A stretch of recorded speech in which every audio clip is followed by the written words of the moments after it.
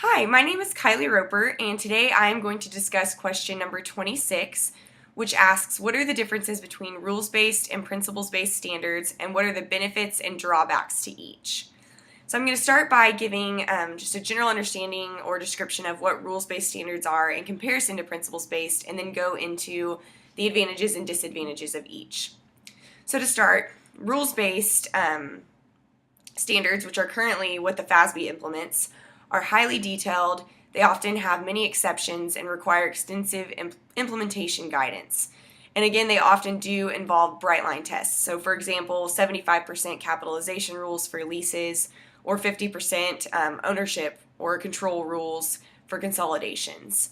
And so again, rules-based generally just state more specifically what or what not to do in differing situations. Principles-based standards, on the other hand, are generally shorter than rules-based standards, and principles-based standards are currently what are employed under the IASB.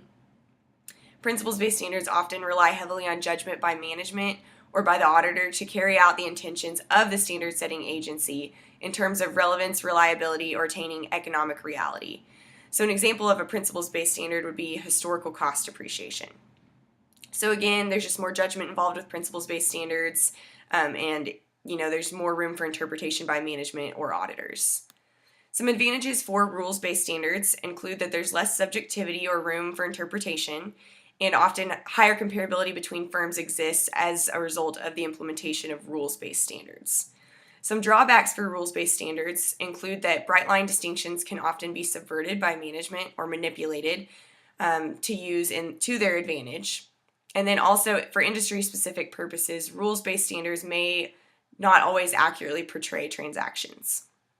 Some advantages for principles-based standards include that standards can never cover every possible situation in accounting, and so judgment is needed to capture economic reality, essentially. And then some drawbacks for principles-based standards include, there needs to be extensive implementation guidance to enable principles-based standards to work well. More subjectivity and judgment is involved under principles-based standards, which can sometimes be a drawback rather than a benefit. And then lastly, if a market was completely principles-based, the market may lose confidence and eventually could lead towards collapse. So in summary, rules-based standards are more highly detailed, a little more finite in terms of interpretation and implementation. Principles-based standards involve more judgment and subjectivity, and also may capture economic reality in a better manner.